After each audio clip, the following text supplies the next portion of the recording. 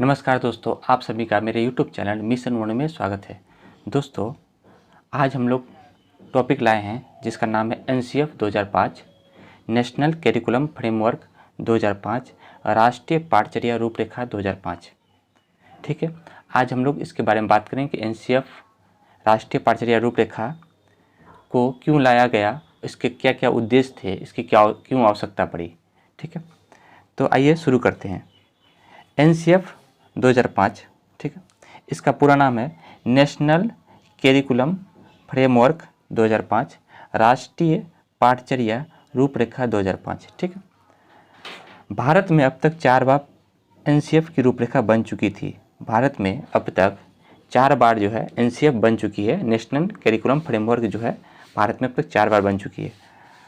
1975 प्रथम रूपरेखा बनी थी 1975 में, द्वितीय रूपरेखा बनी थी 1988 में, तृतीय रूपरेखा बनी थी 2000 में और चौथी रूपरेखा बनी थी 2005 में। इस प्रकार NCF 2005 चौथी नंबर की राष्ट्रीय रूपरेखा है। मतलब NCF 2005 जो है वो अब तक की चौथी नंबर की राष्ट्रीय पाठचर्या की रूपरेखा है। ठीक है, इससे पहले 3 बार बन चुका है। मतलब टोटल मिला के 4 बार जो है अब तक भारत में NCF बन चुका है। ठीक है, आगे बढ़ते हैं।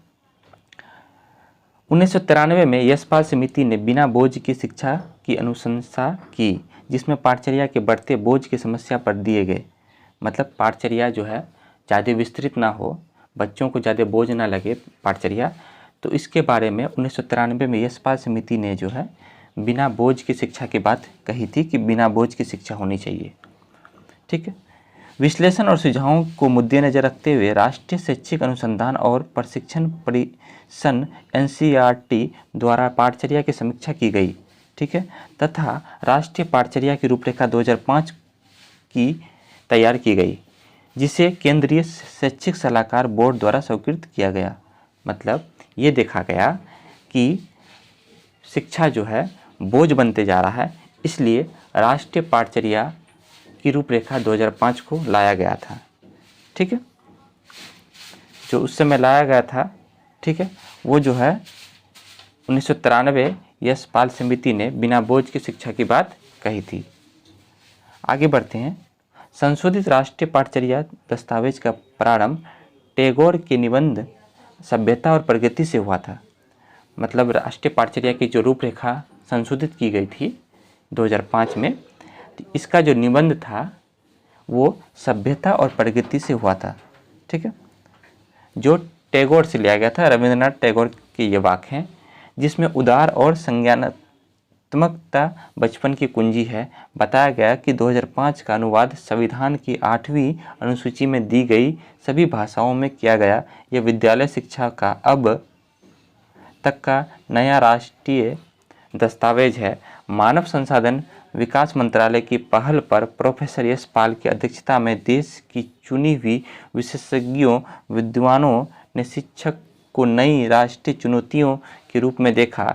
NCF 2005 का निर्माण करने हेतु प्रोफेसर यशपाल के नेतृत्व में एक संचालन समिति का गठन किया गया। संचालन समिति में सदस्यों की संख्या 35 तथा NCERT के सदस्य की संख्या 3 थी। इस प्रकार NCF 2005 में कुल कितने सदस्य थे? 38 सदस्य भाग लिए थे इस राष्ट्रीय पाठचर्या की रूपरेखा बनाने में। ठीक है, जिसमें संचालन की कितनी संख्या थी? 35 और NCERT के 3 जो है सदस्य भाग लिए थे। यहाँ तो कोई दिक्कत नहीं। आगे बढ़ते हैं। NCF 2005 के निर्माण की स्वीकृति CABE central advisory board of education द्वारा दी गई एवं NCF 2005 का निर्माण NCERT द्वारा किया गया। इस प्रकार में देखिए कि NCERT 2005 जो है NCERT ने NCF 2005 का जो है क्या किया द्वारा स्वीकृति मिल गई। ठीक है, यहाँ तक कोई दिक्कत नहीं। NCF 2005 में जो है 2 सदस्य भाग लिए थे, एक संचालन समिति के सदस्य जिसमें 35 सदस्य भाग लिए थे और एक NCERT के सदस्य जिसमें 3 भाग लिए थे, 3 सदस्य भाग लिए थे। इन 38 सदस्यों के उपस्थिति में ही NCF 2005 को तैयार किया गया था। ठीक है, NCF के सिद्धांत निम्नलिखित हैं। ज्ञान को स्कूल के बाहरी वातावरण से जोड़ना। विद्यालय का जो ज्ञान है वो क्या करना है? बाहरी वातावरण से क्या करना है, उसको जोड़ना है, विद्यालय तक ही सीमित नहीं रखना है, उसे कहाँ तक जोड़ना है, बाहरी वातावरण तक जोड़ना है। ठीक है। दूसरा है शिक्षा को रटने की प्रणाली से मुक्त करना है। शिक्षा को जो है रटने की प्रणाली से क्या करना है, उसको मुक्त करना है, समझने की प्रणाली अपनाना है। शिक्षा को जो है विद्यार्थी क्या करेंगे, समझेंगे, उसको जो है रटेंगे नहीं। ठीक है। तीसरा है पाठचर्या को इस तरह बनाना है कि वो पाठ्य पुस्तक केंद्रित न रह जाए। मतलब पाठचर्या को जो है हम लोग जो है करिकुलम को ऐसा बनाएंगे, विद्यालय में सिलेबस को ऐसा बनाएंगे ताकि वो जो है उस पुस्तक तक ही ज्ञान सीमित न रह जाए, बच्चों को जो है एक बाहरी ज्ञान से भी जो है उन्हें क्या कराना है, अवगत कराना है। यही राष्ट्रीय पाठचर्या की रूपरेखा में लाया गया था। परीक्षा को लचीला बनाना, परीक्षा को जो है क्या करना है, लचीला बनाना है, ताकि बालक जो है क्या हो, उसमें जो है किसी तरह का जो है उसको टेंशन ना हो परीक्षा के प्रति, इसलिए जो है उसको क्या बनाना है, लचीला बनाना है। ठीक है। आगे बढ़ते हैं हम लोग। एक ऐसी पहचान का विकास जिससे प्रजातीय राज्य व्यवस्था के अंतर्गत राष्ट्रीय चिंताएं समाहित है। इन सभी बातों को जो है सिद्धांत में जोड़ा गया है। ठीक है। अगला पॉइंट है एनसीएफ 2005 के 5 अंग। एनसीएफ 2005 के 5 अंग कौन कौन है, इसको देखते हैं। पहला है परिप्रेक्ष्य, दूसरा है सीखने का ज्ञान। ठीक है। तीसरा है पाठचर्या के क्षेत्र, स्कूल की अवस्थाएं एवं आकलन। चौथा में है विद्यालय व कक्षा का वातावरण, और पांचवा में है व्यवस्थागत सुधार। ये 5 जो है एनसीएफ 2005 के क्या थे, अंग थे। ठीक है। अब हम आगे बात करते हैं एनसीएफ 2005 के उद्देश्य। एनसीएफ 2005 के लाने के क्या उद्देश्य थे, इसका क्या उद्देश्य था। एम्स ऑफ एनसीएफ 2005, विद्यार्थियों का सर्वांगीण विकास करते हुए उनमें मानवीय मूल्यों का विकास करना। पहला उद्देश्य ये था कि बालकों का क्या करना है, सर्वांगीण विकास करना है। ठीक है। दूसरा में है विद्यार्थियों में पढ़ने के प्रति रुचि जागृत करना।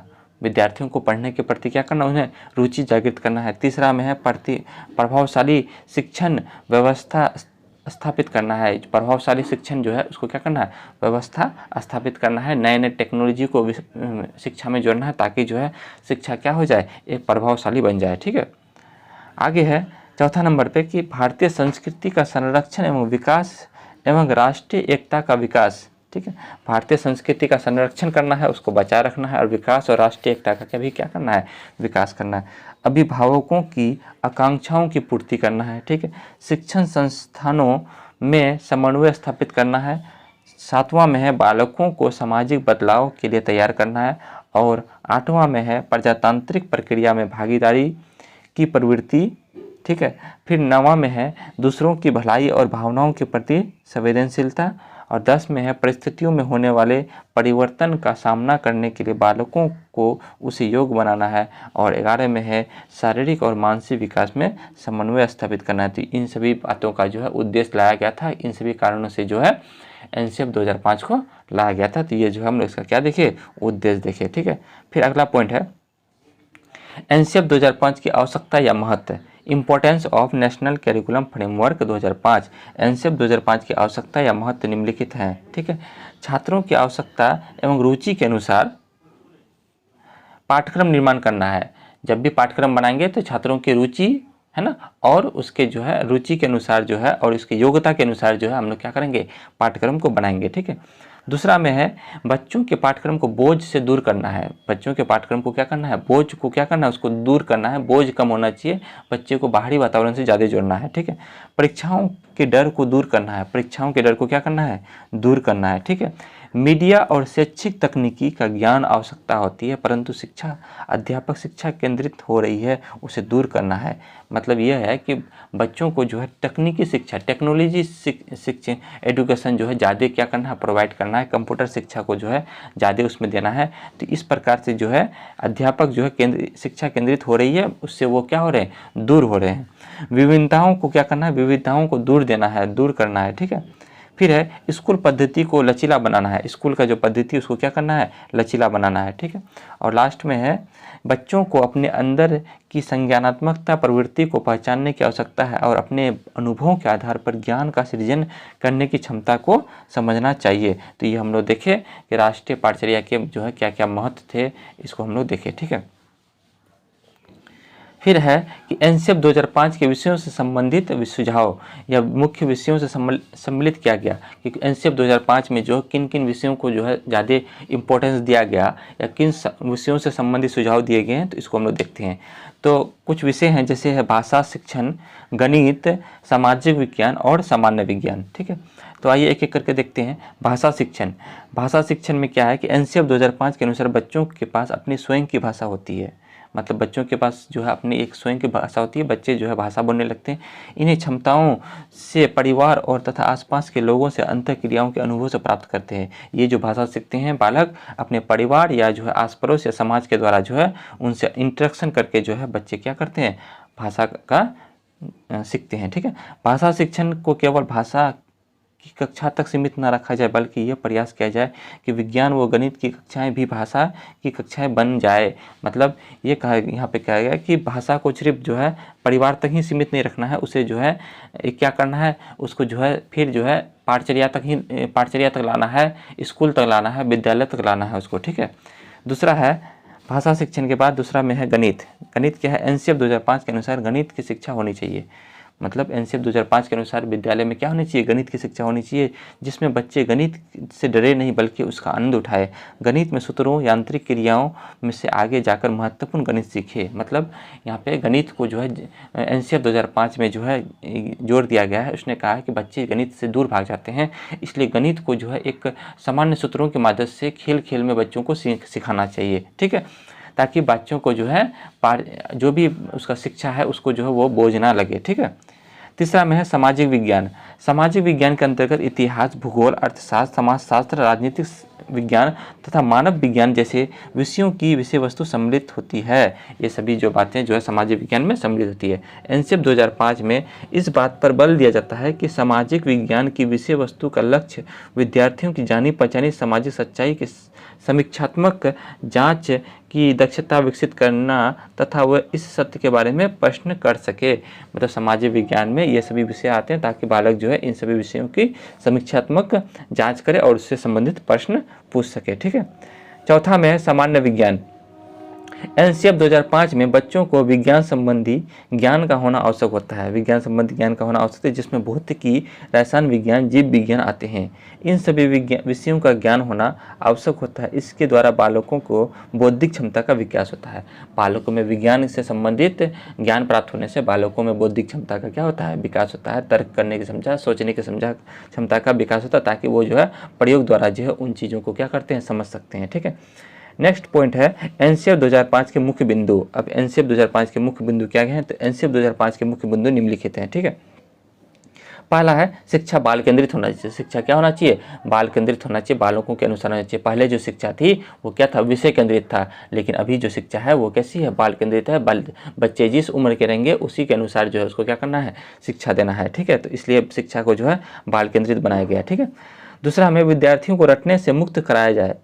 विद्यार्थी को जो है रटने नहीं सिखाया जाए, उसको जो खेल खेल में जो है कि सिखाना है, उसको समझ के सिखाना है। ठीक है, तीसरा में है कि एनसीएफ 2005 की रूपरेखा एनसीईआरटी पाठ्यक्रम में सुधार लाने के लिए अपनाया गया। मतलब एनसीईआरटी का जो पुस्तक था उसमें जो है सुधार लाने के लिए जो है एनसीएफ 2005 को लाया गया था।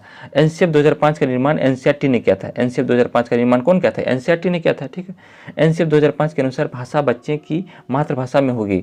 मतलब एनसीएफ 2005 के अनुसार बच्चों को जब भी भाषा दिया जाएगा वो किस में दिया जाएगा, उसके मदर लैंग्वेज में दिया जाएगा, मतलब मातृभाषा में दिया जाएगा। ठीक है, छठा में है एनसीएफ 2005 के निर्देशक प्रोफेसर कृष्ण कुमार हैं। एनसीएफ 2005 के जो निर्देशक थे वो कौन थे, प्रोफेसर जो है कृष्ण कुमार हैं। ठीक है, शिक्षण सूत्र ज्ञात करने से अज्ञात से मूर्त की ओर है ना। यहाँ पे ये कहा गया है कि शिक्षण सूत्र जो होगा इसमें वो क्या होगा, ज्ञात से अज्ञात एवं मूर्त से अमूर्त की ओर होगा। मतलब ज्ञात से अज्ञात के मतलब जो चीज़ पता रहेगा उससे अज्ञात की ओर जाना। मूर्त का मतलब किसी चीज़ को दिखा के जो है फिर उसके बारे में चिंतन तर्क करने की जो है विकसित करना है। ठीक है, तनाव मुक्त शिक्षा का वातावरण देकर बच्चों को पढ़ाया जाए। बच्चों को जब भी इसमें पढ़ाया जाना चाहिए एनसीएफ 2005 के अंतर्गत वो तनाव मुक्त शिक्षा होना चाहिए। ठीक है, और लास्ट में हम लोग इसका निष्कर्ष में देखते हैं कि उपयुक्त बातों से स्पष्ट होता है कि एनसीएफ 2005 शिक्षा के क्षेत्र में एक महत्वपूर्ण योगदान दिया है। एनसीएफ 2005 जो है शिक्षा के क्षेत्र में क्या दिया,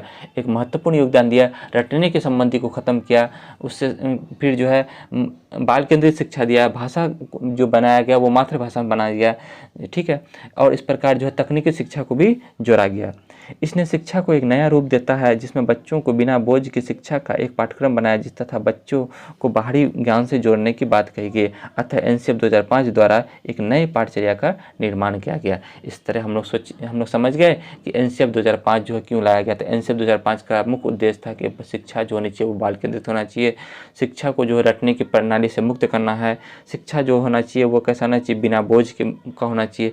शिक्षा देना है बच्चों को तो वो मातृभाषा में देना है, शिक्षा बालकों को देना है तो वातावरण जो होना चाहिए वो बाधा मुक्त होना चाहिए, और शिक्षा देना है बालकों को तो मूर्त से अमूर्त की ओर, ज्ञात से अज्ञात की ओर। तो यहाँ पे हम देखें एनसीएफ 2005 का जो है राष्ट्रीय पाठचर्या की रूपरेखा बिना बोझ की जो है शिक्षा है, ठीक है। तो उम्मीद करते हैं आप लोग को एनसीएफ 2005 जो है समझ में आ गया होगा। फिर हम लोग नेक्स्ट टॉपिक के साथ नेक्स्ट वीडियो मिलते हैं, तब तक के लिए धन्यवाद।